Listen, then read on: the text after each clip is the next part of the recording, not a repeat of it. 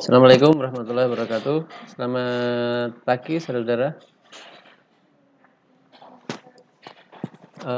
Saya mau Waalaikumsalam warahmatullahi wabarakatuh. mengomentari, sudah ada yang kita sudah sepakat pakai email, masih ada saja yang kontak atau gabung dengan email yang lain ya. Tadi masih ada itu. Mohon kalau ada perubahan email kasih tahu saya sehingga saya punya daftar email ini tuh tidak ada yang kelewatan. Ini kan saya ngerekap dari email kalian yang ini. Ini selain Rosi tadi ada yang satu saya tambahkan tadi, yang saya admit tadi siapa ya? Kalau tidak salah Yusef atau siapa ya tadi? Ada yang emailnya belum masuk sini?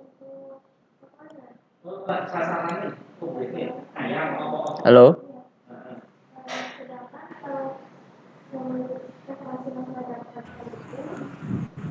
Kayaknya Yusef tadi sing tak admit terakhir itu. Yosep, ada yang nama Yosep ya? Yosep Tegar tadi pakai emailnya sini bukan device-nya.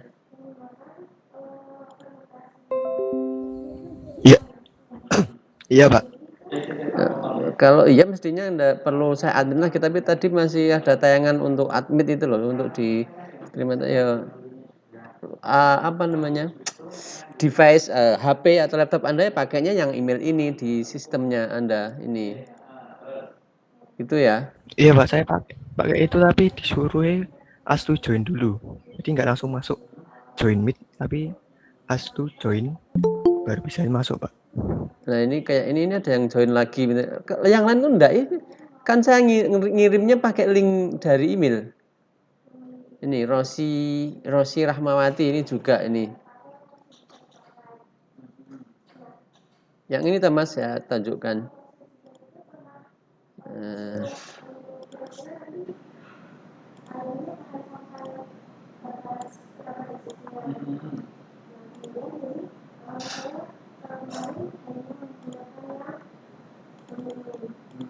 Nah muncul kayak gini nih toh. Nah, saya sudah ngirim link ke ke alamat emailnya Rosi, padahal Rosi baru saja tak kirim.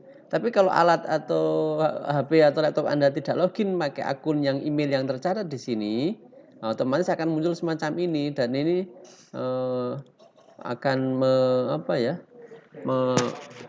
harusnya sudah mulai kan akan menambah terlambat. Harus misalnya katakanlah jam 10 sampai 10.05 itu langsung join saja, tapi karena ada admin gitu jadi saling menunggu jadi lama.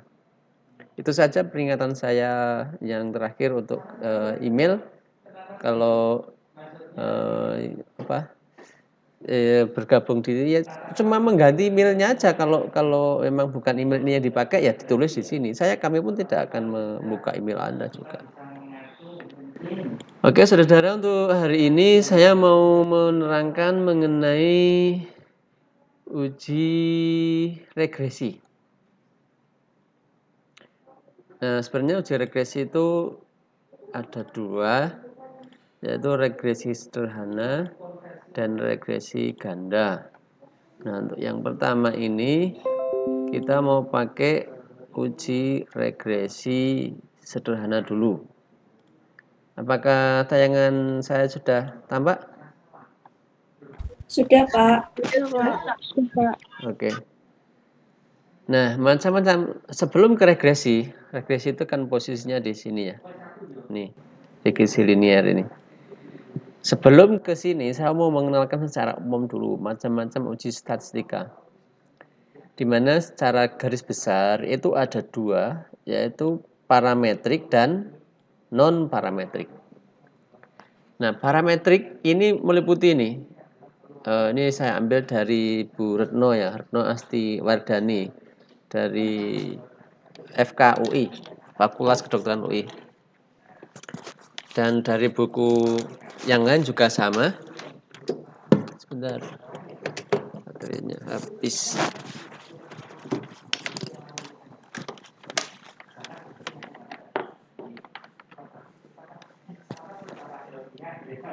Nah, uji parametrik yang pertama adalah uji Z, kemudian uji T, uji perbedaan proporsi, uji Anafagosin, ada ANCOVA, ada korelasi Pearson, ada regresi linear.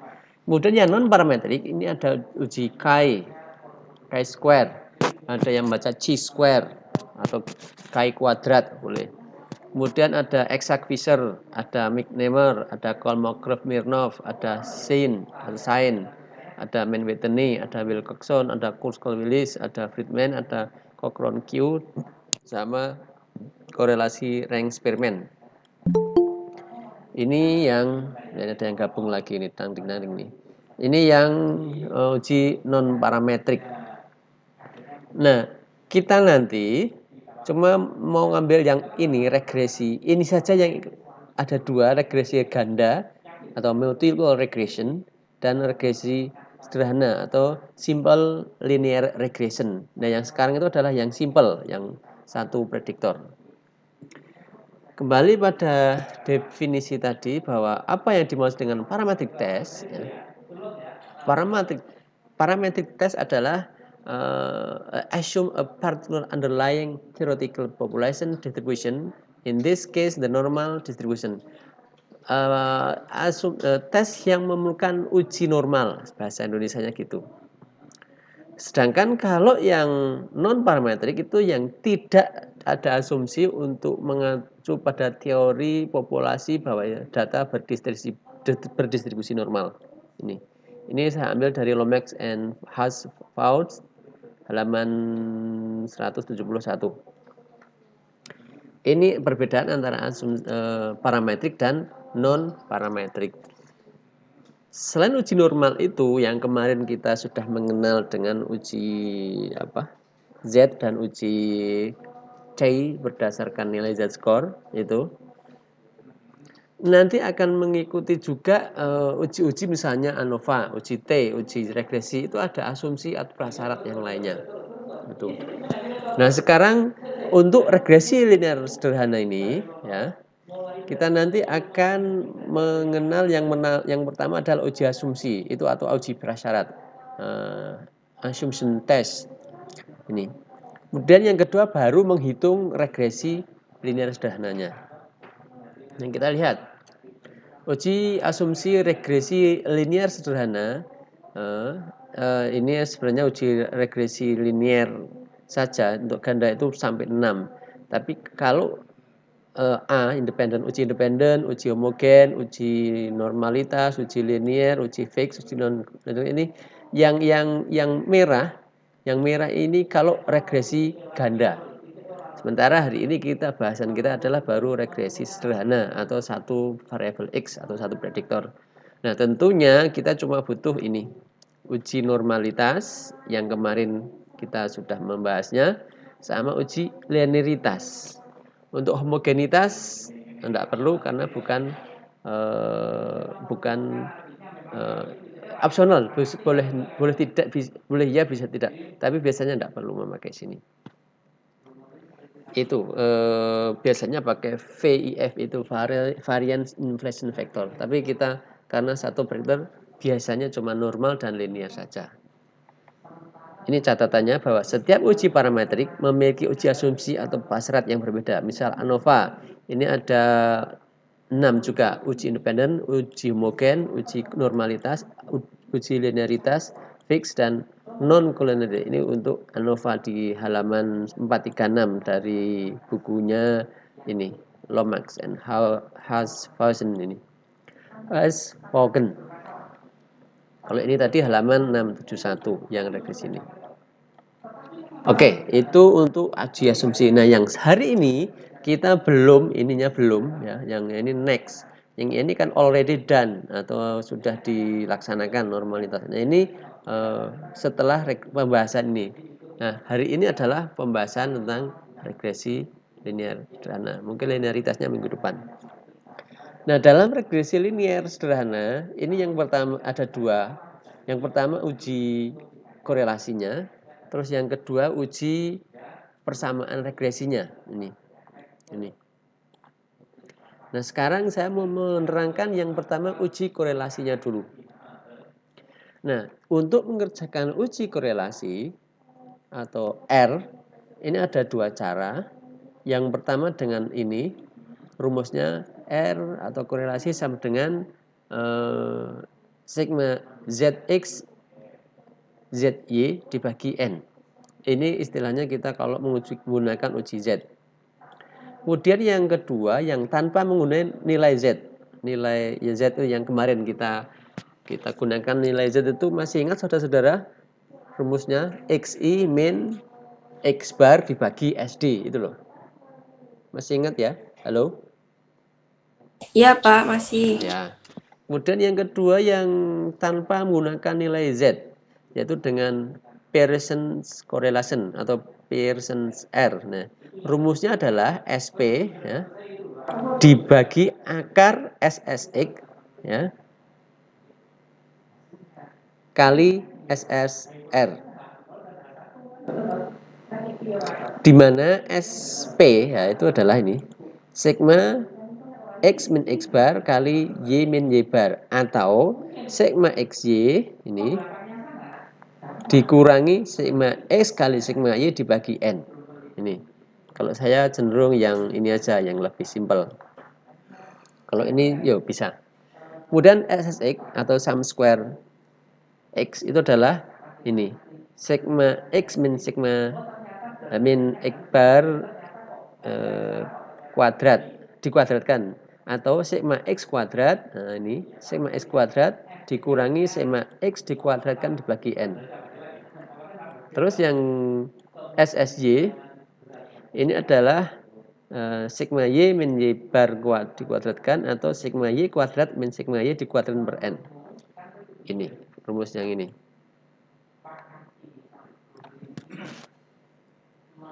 Kemudian kita lihat contoh. Kalau menggunakan nilai Z dan yang tidak menggunakan nilai Z. Ini ada 10 data ya. 10 data ini yang X-nya adalah study time dan Y-nya adalah examination mark ya. Ini datanya data ordinal, ada skornya dari 6, 40, 43, 18 dan seterusnya sampai 47. Kemudian Y-nya dari sini 58, 73, 60, 56, 47 dan seterusnya sampai 69. Nah, dari nilai ini kita cari Z-score dari study time atau variable X. Nah, caranya adalah di sini sudah dibantu untuk min atau rata-rata adalah 29 dengan standar deviasi adalah 11,42. Berarti untuk nilai yang pertama ini ya, rumusnya adalah 40 min 29 dibagi 11,42 ya. Nanti ketemunya ini. Yang kedua juga sama, 43 min 29 ya, ini ya. Sini. Terus nanti ini dibagi ini 11,42, ketemunya di sini. Dan seterusnya sampai bawah. Demikian juga pada examination mark atau nilai Y-nya, di mana ZY adalah di sini sudah ditentukan bahwa rata-rata ada 56 dan standard deviation 11,80. Maka untuk nilai ZY pertama adalah 58 dikurangi 56 dibagi 11,80, ketemunya adalah ini 0,17. Dan seterusnya ini sampai bawah. Yang terakhir 69 min 56 dibagi 11,80, ketemunya ini. Kemudian yang terakhir, product of the Z-score ZX sama ZY. Berarti apa ini? Perkalian antara ini kali ini, sudah. Ini kali ini ketemu, sudah. Terus totalnya adalah 7,2. Ini tambah ini yang minus ya tambah minus ya berarti ya. Kalau sampai terakhir adalah 7,2, sehingga Kalau kita rumuskan yang ini, maka Z ini dibagi N yang rumus tadi, yang pertama tadi, maka ketemunya adalah ini kan, sigma Z X ZY dibagi N berarti kan 7,2 tadi dibagi 10 ketemunya 0,72. Ini kalau menggunakan rumus Z, nilai Z. Kemudian yang kedua menggunakan atau tanpa menggunakan nilai Z, yaitu dengan mengkuadratkan masing-masing data variabel.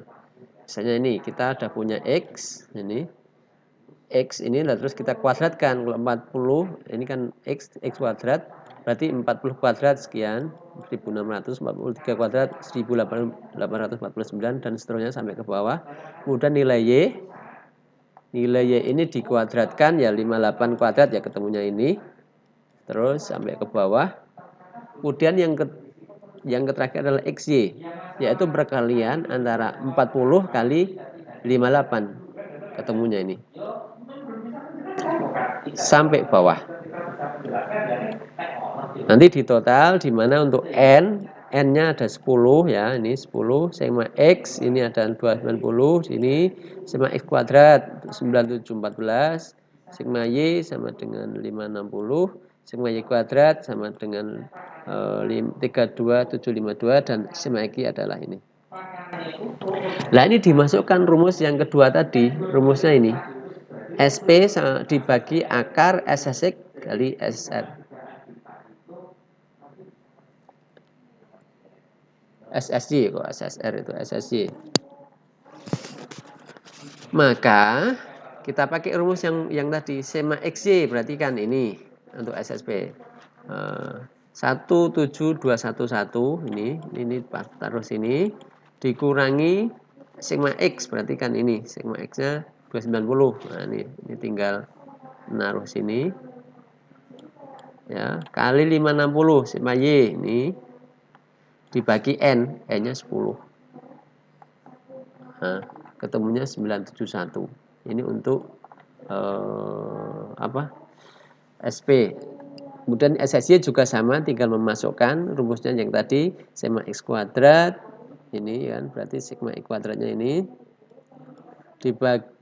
dikurangi sigma X dikuadratkan 290 dikuadratkan dibagi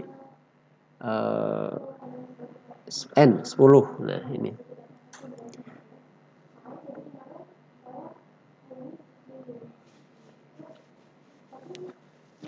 ketemunya 1304.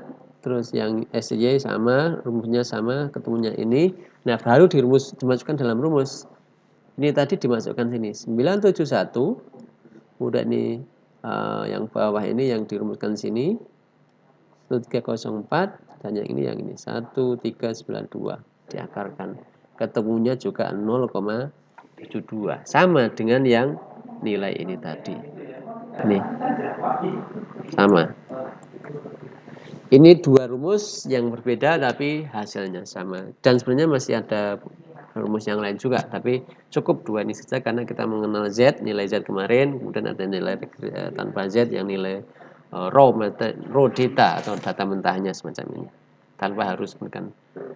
Kemudian yang terakhir adalah uji persamaan regresi, yaitu yang akan kita cari adalah ini Y sama dengan A plus BX.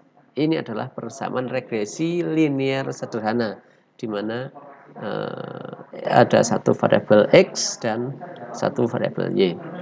Nah, cara mencari B ini adalah rumusnya ini. Kemudian cara mencari A, rumusnya adalah ini.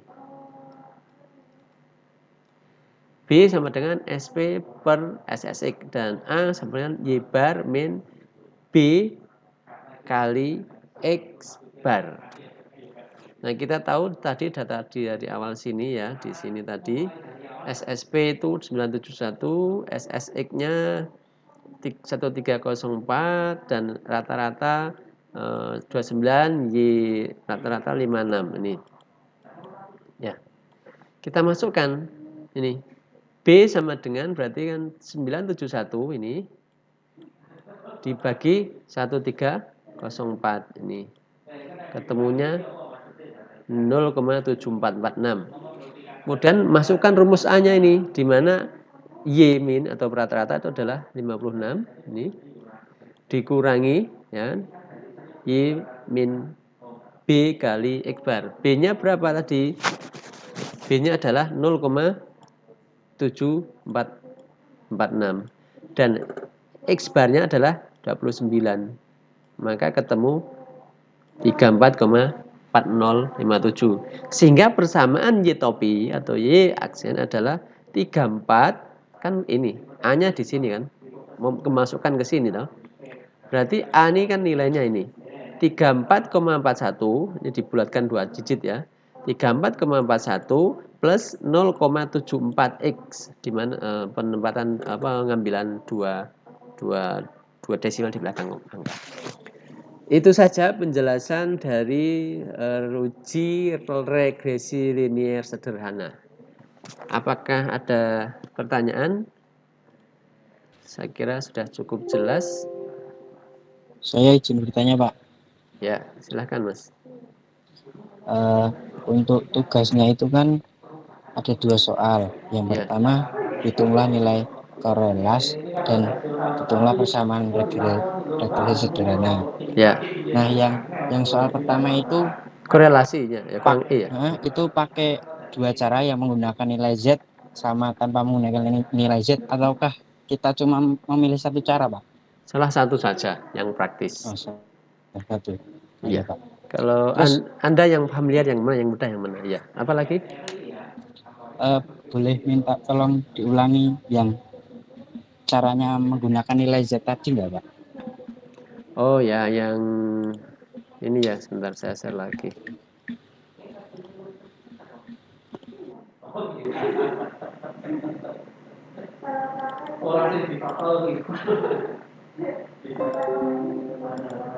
Sing ini ya Mas ya.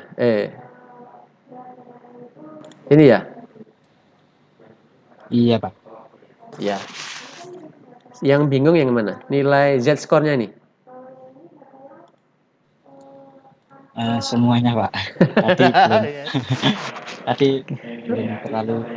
Oh, nanti ada rekamannya kok, ini saya putar ulang. Tapi kalau tanya-tanya gitu. Ini saya rekam, nanti saya upload di YouTube atau di apa. Tapi enggak apa-apa gitu, kalau Pak. Tanya kalau ngulangi semua loh, ngulangi dari awal, ini ada rekamannya nanti.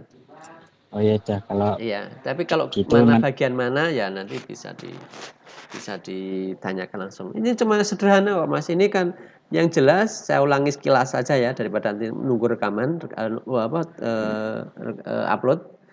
Ini dicari dari masing ini dicari rata-ratanya sama standar deviasinya sebelum menghitung Z ini. Sudah, terus berarti kan ini dikurangi rata-rata dibagi SD. Sudah itu toh, ketemu di sini. Nah, ini juga sama. Berarti 18 misalnya, 18 min 29 dibagi 11,42 ketemunya ini. Itu. Dan seterusnya. Sama itu aja Pak. Oh iya Pak, terima kasih Pak. Iya, sama-sama. Ada lagi yang ditanyakan?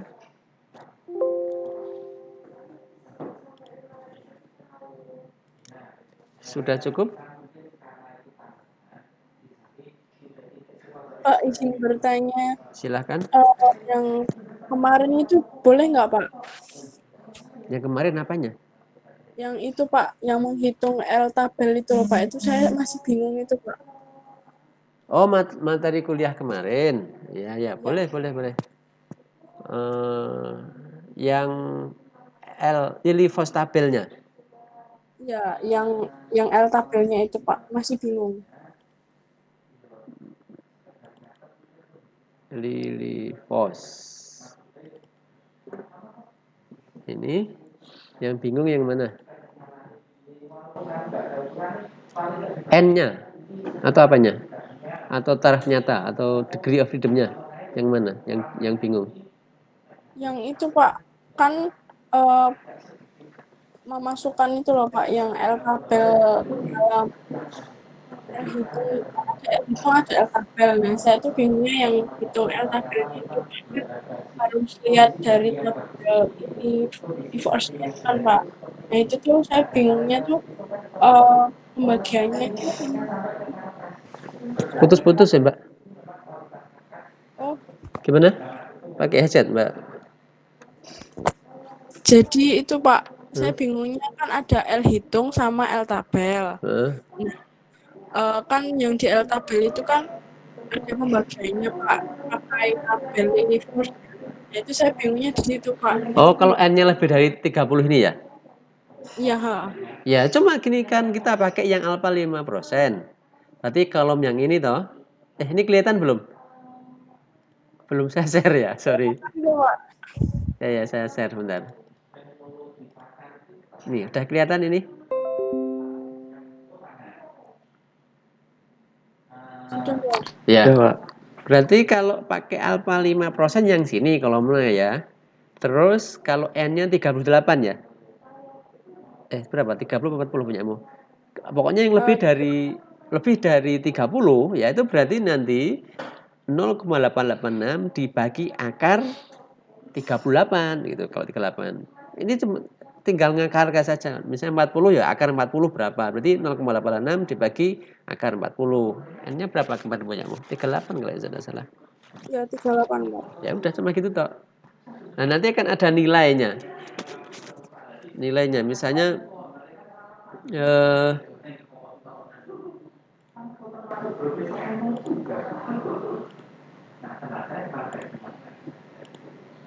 misalnya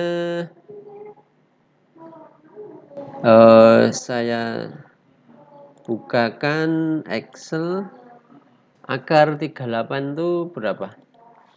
Saya hitungkan ya, berarti kan SQRT 38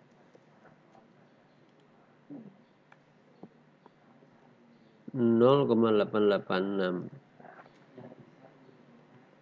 Saya berarti kan untuk N38 N sama dengan 38 maka ini dibagi 0,143 Mbak ketemunya.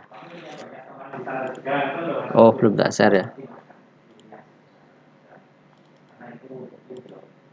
Nih, jadi kan rumusnya kan ini tadi yang N 0,886 dibagi akar N.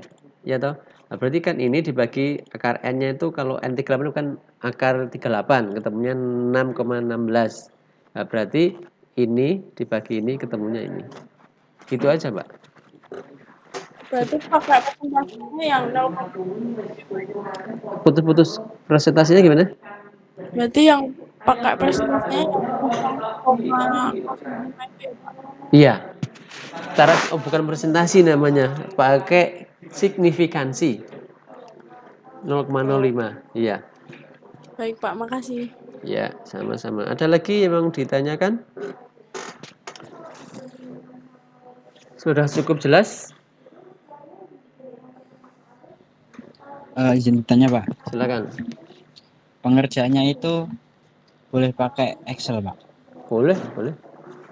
Iya, Yang terima mudahkan kasih Pak. Anda. Tapi yang jelas Anda tahu hitungannya, hitungan manualnya. Iya Pak. Kalau Excel langsung di regression itu enggak usah lah, itu sama dengan SPSS ya nanti. Excel kan Iya. cuma alat bantu sebagai kalkulator saja fungsinya. Iya. Oke, ada Terima lagi? kasih Pak. Ada lagi yang ditanyakan? Sudah, kalau sudah cukup jelas, sinkronus saya kira sudah cukup. Oh, saya tadi lupa. Yang Anda itu yang presensi minggu kemarin tidak bisa ya? Kelas A ya? Kelas A ya? Oh iya, kelas A yang sore kok. Ya maaf. Udah tadi saya lupa ngumumkan kelas A. Ya udah terlambat lagi. Oke, kalau nggak ada pertanyaan, silahkan mengisi presensi juga. Jangan lupa. Terus saya akhiri untuk sinkronus kita hari ini. Silahkan coba kerjakan dulu. Kalau ada kesulitan boleh langsung tanya di WA group. Saya masih memantau lewat WA. Gitu saudara-saudara. Sudah, Pak. Sudah cukup. Saya tutup dulu sinkronisnya. Nanti sebelum jam 11.40 kalau ada yang ditanyakan. Kalau perlu sinkronus lagi ya 10 menit terakhir ya kita ketemu lagi barangkali ada yang ditanyakan. Kalau enggak berarti insya Allah enggak masalah. Gitu ya. Kita tutup dulu sinkronus kita. Silakan mengerjakan. Selamat mengerjakan. Terima kasih. Assalamualaikum. Terima kasih. Waalaikumsalam. Waalaikumsalam warahmatullahi wabarakatuh. Terima kasih, Pak. Terima kasih, Pak. Sama-sama.